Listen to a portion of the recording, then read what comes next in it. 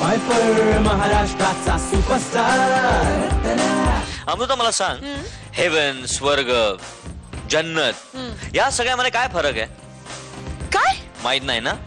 माहित नसेल तर हा पुढचा परफॉर्मन्स बघ ना, जो सादर करतायत सासवडचे आयुर्वेदाचार्य निलेश आणि वाईचा तेजपाल. सकाळपासून इकडे शोधतो, एक माणूस नाही सापडला झाला बोलायला. आपण चिकना संजय.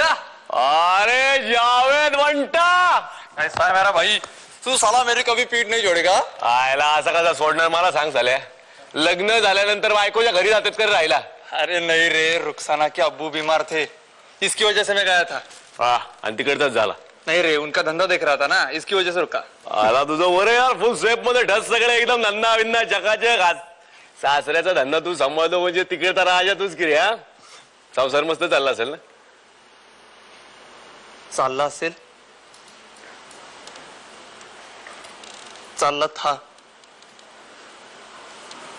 अला हो रे जावेद, बोलण्याच्या नादात मी विसरूनच गेलो. जावेद तू गेला? अरे वो देख, मेरा 2 महीने का बच्चा रुखसाना की गोद में. उसको ये भी पता नहीं कि अपनी अम्मी क्यों रो रही है. हे बघ, मला पेटवायची तयारी चालली. अरे बाकीच्या लोकांचं काय मला वाटत नाही रे, येतील रडतील जातील. म्हातारीचं काय? माझ्या म्हातारीचं टेन्शन नाही रे मला. पण साला मी काल गावात आलो नसतो ना तरच चालला असत. रुखसाना बोली थी गांव मत जाओ, दंगे चालू है. फिर भी मैं गया. तू काल आपल्या गावात आला होता? अरे हो ना. अरे मैं घर में बैठा था, आसिफ भाई का फोन आया. वो बोले की नाक्यावरच्या पोरांनी येऊन आपल्या मोहल्ल्यात मचांड केला. साला मी गेलो तिथं, बघतो तो साला माझ्या भावाला इम्रानला मारत होते रे. साला आपली खोपडीच सटकली. तिथला एक गज घेतला, आता घातला एकाच्या डोक्यात. साला तेवढ्यात कुणीतरी येऊन मागणं भोसडलं रे मला. जावेद तू होता? संजय तूने? हे बघ ऐक जावेद, यांना काय लफडा नको, लोचा नको म्हणून मिरवणुकीत शांततेत चाललेली ना. अरे तो फिर शांति से जाना था ना, मोहल्ले में आके घोषणा क्यों दी? अरे घोषणा दिली म्हणजे काय केलं? आपला बाप्पा काय सुका जाणार काय? घोषणा काय दिली? गणपती बाप्पा मोरया एवढं बोललो म्हणून तुम्ही काय मूर्तीवर दगडफेक करायची का? दगडफेक हमने केलीच नाही. पहिली सुरुवात तुम्ही केली. तुम्ही मशिदीवर गुलाल उधळलात. अरे पोरं नाचत होती ना चांगली, कशाला येऊन सांगायचं की डॉल्बी बंद करा? अरे आसिफ की अम्मी बीमार थी, इस वास्ते बोले हम कि साउंड बंद करो. अरे दगडफेक करनीच होती तो क्यों करते हम? अरे आसिफ येडा आहे का? मला येऊन सांगायचं ना, 2 मिनिटात साऊंड बंद केला असता मी. दगडफेक कशाला करायची आसिफनं? अरे आसिफ भाई ने दगड़फेक केली नहीं बाबा. उल्टा वो छोकरे लोगों को समझा रहा था पत्थर मत मारो. लेकिन किसने पत्थर मारे कौन जाने. म्हणजे आसिफनं दगडफेक नाही केली? नहीं था रे. अरे भाई श्यामेनं मला काही टिप दिली, आसिफ मुळे दगडफेक झाली. संध्याकाळी आला माझ्या घरी, पण तू आसिफ मुळे दगडफेक झाली, तुला मारलं नाही ते आसिफची माणसं. आईला मला पण सटकली. मग घेतली 4-5 माणसं, घुसलो तुमच्या मोहल्ल्यात, झाला जो समोर त्याला.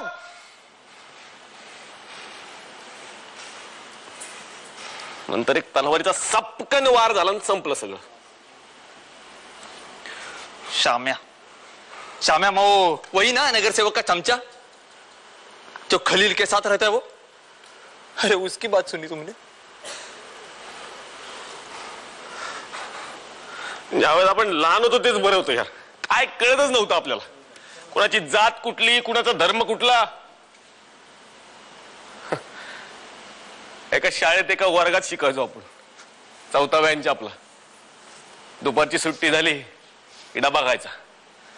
जावेद माझी पुरणपोळी खाणार, मी जावेदचा शिरकुर्मा खाणार. 15 ऑगस्ट आठवतो जावेद? आपण दोघं सगळ्यात आधी जायचो.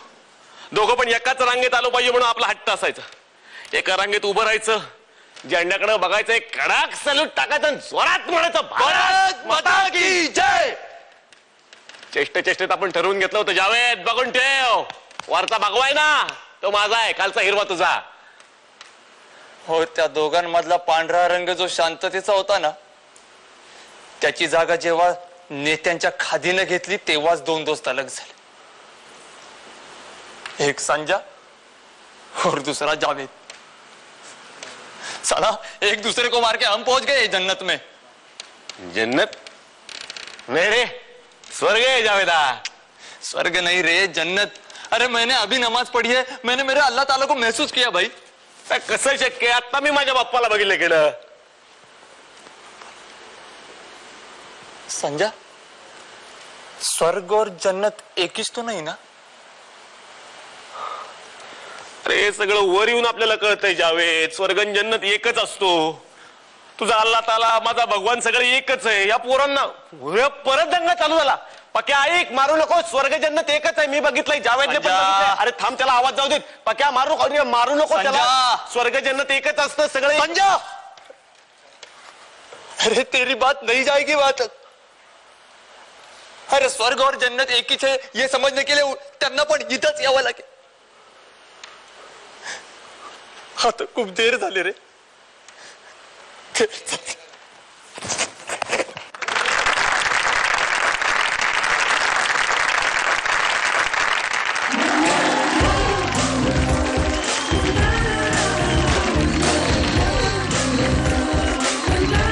वाव, खूपच वेगळा परफॉर्मन्स होता।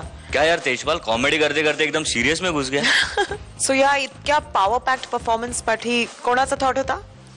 थॉट माझाच होता की स्वर्ग थीम सांगितली होती आणि मग स्वर्ग थीमवर काय करता येईल।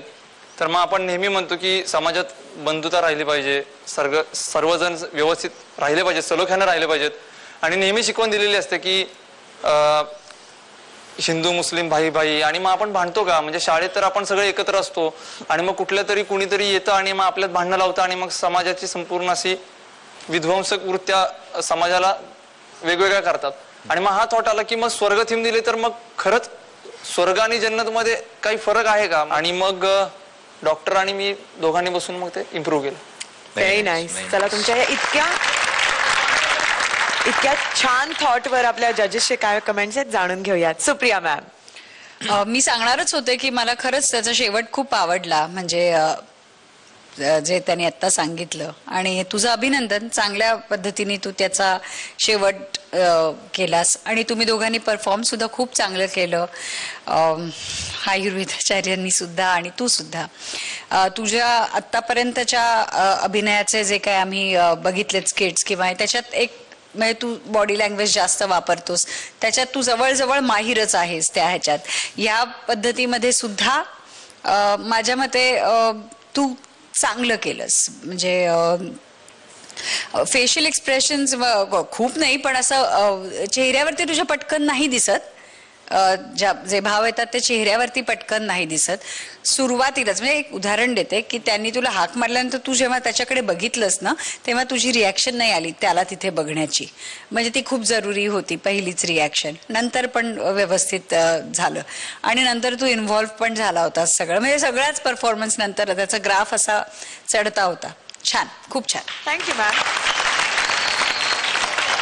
महेश सर, छान केलं। मला वाटतंय ही राऊंडच, मला वाटतं सुरुवातच छान झाली आहे, छान केलं। मध्ये फक्त लिखाणात ते तुम्ही दोघे बसलेले असताना मग मध्येच तू थर्ड पर्सन मध्ये काय केला, जावेद डबा आणायचा, हे आणायचा, दॅट कुड हॅव बीन स्ट्रेट टू हिम ना, तो होता ना बाजूला, it could have been a nice conversation. त्याच्यात तू हे आणायचास, तू ते आणायचास, मी तुझं हे खाल्लेलं, तो ते खाल्लेलं, ते it was as if you are talking about a third person. ज्यावेळेला तुम्ही नॉर्मल डायलॉग करत असताना मध्येच का हे गेला, पण बाकी छान इन जनरल। तेवढा तो एक बीट सोडल्यावर म्हटलं मध्येच हे असं का गेले, म्हणजे इट कुड हॅव बीन, तुम्ही एकमेकाशीच बोलला असता तरी चाललं असतं, डाब्यात तू हे आणायचास, तू ते आणायचास, माझं हे आणलं की तू खायचास, you know, it could have been that, but छान overall, very nice, very nice. म्हणजे थॉट पण चांगला होता आणि you all performed also very very well, up to the mark. Yeah, thank you sir. मला असं कळलं तेजपाल, तुमचे मित्र आलेले आहेत आज माझ्या वाईवरून मित्र आलेले आहेत। कुठे? कुठे आहेत रे? टॉप रो मध्ये। ओ अरे सगळे क्या बात आहे। क्या बात है। हे सगळे वेगवेगळ्या प्रांतातले आहेत, म्हणजे कोणी वकील आहे, कोणी हॉटेल व्यावसायिक आहे, कोणी इलेक्ट्रिकल इंजिनियर आहे, इंटिरियर डेकोर आहे, सोन्या चांदीचा व्यापारी कोण आहे, असे सगळे जण आहेत। आणि एक जण लंडनला असतो, MS करतो आता, आणि दुसरा बारामुल्लाला लेफ्टनंट म्हणून आहे। तर असा आमचा 12 जणांचा ग्रुप, म्हणून आम्ही 12 बलुतेधारे। वर्सिटाईल ऍक्टर्स, वर्सिटाईल फ्रेंड्स ग्रुप। क्या बात आहे. आणि निलेश तुझ्या बरोबर? माझ्या बरोबर डॉक्टर हरीश पाटणकर आलेत, माझे सिनियर आहेत आणि त्यांच्याकडेच मी क्लिनिक करतो. पुण्यात त्यांचं डेक्कनला क्लिनिक आहे आणि बाकीचे जे बसलेले ते सगळे ज्युनियर डॉक्टर आहेत माझे. अच्छा. अच्छा, मग तुम्हाला काय वाटतंय की तुमचा मित्र झाला स्टार? Yes sir. क्या बात आहे. गुड. ना निलेश, मला तुला विचारायचं आहे की तुझी डायलॉग डिलिव्हरी सगळ्यांनाच आवडते, पण तू रिअल लाईफ मध्ये सुद्धा बऱ्याच डिलिव्हरीज केलेल्या आहेत असं आम्हाला कळलेलं आहे. तर हा, बरीच गंमत येते खरं तर डिलिव्हरी वगैरे करताना, की जवळपास आम्ही ज्यावेळेला प्रॅक्टिस म्हणजे आम्हाला इंटर्नशिप पिरियड असतो त्यावेळेला एक 150-200 डिलिव्हरीज केल्या असतील मी. पण आज एक थॉट इथं मला सांगायला आवडेल की स्वर्गाची थीम आहे आणि मला बरेच लोक विचारतात की तू हॅपी का असतोस रे एवढा, म्हणजे काय, चल जे असेल ते असेल आणि तू हॅपी ठेवण्याचा प्रयत्न कसा काय करू शकतो सगळ्यांना, म्हणजे काही मला शिव्या दिल्या तरी मी हसत असतो, असं का होतं? तर मला एक सगळ्यांना सांगावं असं वाटतं की ज्यांना जन्म आणि मृत्यू जवळून पाहायला, एकदा तरी प्रत्येक माणसानं जन्म आणि मृत्यू जवळून पाहावा. तर ज्यावेळेला बाळ जन्माला येत असतं, ती गंमत सांगतो की बाळ जन्माला येतं आणि जन्माला आल्या आल्या ऍक्च्युअली ते मेल्यासारखं असतं. म्हणजे ते जन्माला येऊन असं पडतं बाहेर, पूर्ण निळं असतं आणि असं पडलेलं असतं की आपण जजच करू शकत नाही. मी पहिल्यांदा म्हटलो की अरे कसं काय, हे बहुतेक गेलेलं आहे. पण नंतर ज्यावेळेला पहिल्यांदा डिलिव्हरी बघितली की ज्यावेळेला नाभिनाल कर्तन केलं जातं आणि लगेच तो आईपासून अलग जीव जसा झाला की एक त्याच्यामध्ये चमत्कारिक असा जीव त्याच्यामध्ये जातो आणि ते एकदम लाल होतं आणि विदिन अ सेकंड त्याला कसं कळत असेल आणि काय की तो जीव लाल होतो आणि लगेच हालायला लागतो, लगेच ते बोट पकडणं रडणं लगेच चालू. पण तोपर्यंत नाही, तोपर्यंत तो मेल्यासारखा असतो. तिथंच आपल्याला कळतं की जीव त्याच्यामध्ये गेलाय. आणि त्याच्यानंतर हा जन्म मी बघितला आणि त्याच्यानंतर ICU मध्ये मी बरेच दिवस काम केलं डॉक्टर म्हणून. तर कोट्याधीश असलेली माणसं तिथं असतात, बरीच त्यांच्यात ॲरोगन्स असतो, ऍटिट्यूड असतो, मी असा मी तसा, मला हे चालणार नाही, मला ते चालणार, मला अशी सुई नको, मला तसं सुई नको, आम्ही सगळं बघत असतो. आणि ज्या क्षणाला मृत्यू जवळ यायला लागतो तो मॉनिटर 99, 80, 70 वगैरे दाखवायला लागतो, तो म्हणतोय वाचवा वाचवा. आम्ही वाचवण्याचा सगळा प्रयत्न करतो, जगातली सगळी सामुग्री लावली जाते तरी तो वाचत नाही. आणि तो ज्या क्षणाला मरतो तेव्हा 15 रुपयाच्या कापडात आम्हीच त्याला गुंडाळतो. सगळ्यांची लायकी तिथं सेम असते आणि त्याला असं अक्षरशः उचलून टाकलं जातं कारण नातेवाईक बाहेर असतात, कारण हे रोजचं झालेलं असतं आम्हाला. तर ही जर आपली रियालिटी असेल आयुष्याची तर त्याच्या मधला जो स्पॅन मिळालाय आपल्याला त्यात एन्जॉय करून घेऊयात. कशाला काय. क्या बात आहे. सच अ लवली थॉट. जोरदार टाळ्या. तुला काही बोलायचं अजून निलेश? हा, डिलिव्हरीवरून एक किस्सा आठवलेला जाता जाता सांगतो फक्त की एक विनोदी किस्से बरेच घडतात डिलिव्हरी झाल्यावर. खेड्यातले पेशंट येतात आणि सोनोग्राफीच केलेली नसते. ऐन वेळेला रात्री 1-2 वाजता डिलिव्हर केलं मी बच्चू आणि घेऊन गेलो. कोल्हापूर जिल्ह्यातलं ते गाव होतं. त्या माणसानं घेतल्यानंतर हा एकदम मायासारखा जन्माला आलाय बघ, हे बघ 100 रुपये. तिथं 100 रुपये द्यायची प्रथा. कसं दिसतंय नाग बीक एकदम दुसरं एक आणून दिलं. म्हटलं हे पण हे कुणाचं? तुमचंच आहे. म्हटलं नाही आमचं कसं असेल शक्य? अहो तुमचंच आहे, ते जुळं झालंय तुम्हाला. हे शक्य तू घ्यायलाच तयार नाही तो अर्धा तास. ते माझं नाहीच, कारण सोनोग्राफी झालेली नव्हती. त्याला ऐन वेळेला कळलं की हे जुळं झालंय. मग सरांनी समजावून सांगितलं की बाबा नो तुमचंच जुळं आहे, तुम्ही घ्या. आणि शेवटी दिलं. मग सर मला म्हणले खरंच ते जर दिलं नसतं ना तुझ्या खात्यावर पडलं असतं. आणि तेजपाल, आम्हाला असं कळलंय महेश सरांवरून तुझी काहीतरी चेष्टा सुद्धा झालेली है ना?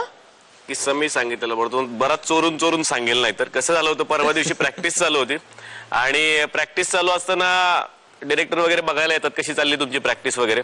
तर तेव्हा त्यांचं चाललं होतं असं करूया मग तेजपाल एक तर खाईलच कानाखाली सरांची.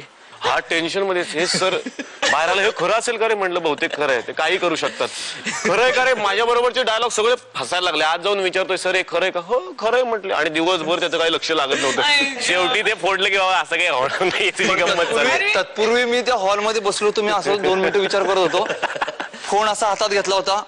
आबाईला फोन लावणार होतो ना, आबाईला म्हणणार होतो तुम्ही येताय, तुम्ही काय येऊ नका आता म्हणलं, नंतर कधीतरी या, आता काय येऊ नका म्हटलं. असं झाली होती गंमत. कारण का सरांची भीती होती, कारण का सरांना नेहमी जरा थोडस वेगळा अभिनय अपेक्षित आहे माझ्याकडून. पण मी तो प्रयत्न करीन सर नक्की. निलेश, तुझा मित्र त्याला काही सांगायचंय, बोला. नमस्कार. मी डॉक्टर पाटणकर हरीश. 2 वर्षापूर्वी म्हणजे जेव्हापासून निलेश माझ्याकडे येतो, आम्ही भेटतो. निलेश डेक्कनला क्लिनिकवरती आला की मी इतरांना त्याची ओळख करून देताना असं सांगायचो की हा माझा मित्र डॉक्टर निलेश साबळे, 2 वर्षानंतर हा महाराष्ट्राचा सुपरस्टार असेल, 2 वर्षानंतर हा महाराष्ट्राचा सुपरस्टार असेल. पण आम्हाला माहित नव्हतं तेव्हा की असं काही सुरू होणार आहे, झी वरती असं काही असणार आहे. आणि सर्वात जास्त आम्ही शॉक तेव्हा झालो ज्यावेळी झी मराठीवरती त्याची पंचलाईन अशी होती की मित्र झाला स्टार. वाव, क्या बात आहे. त्यामुळे खरंच एवढं एक वेगळं असं वाटतंय आणि झी एवढं मनापासून अभिनंदन करावं असं वाटतं की खरंच असं वाटतं कधी कधी की हा शो खास निलेशसाठी सुरू झालाय. म्हणून मला एक निलेशसाठी एक छोटीशी शेरोशायरी करायची, तुमची परमिशन असेल हो, तर. नक्की, का नाही? Totally. निलेश असे बेधुंद त्याची धुंदीही साधी नव्हे, निलेश असे बेधुंद त्याची धुंदीही साधी नव्हे, हरले तरी वाटेल दुसरा, हरला कोणी निलेश नव्हे.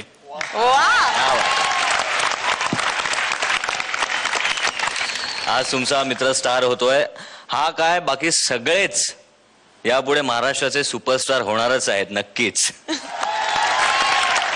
बॅकफायर महाराष्ट्राचा सुपरस्टार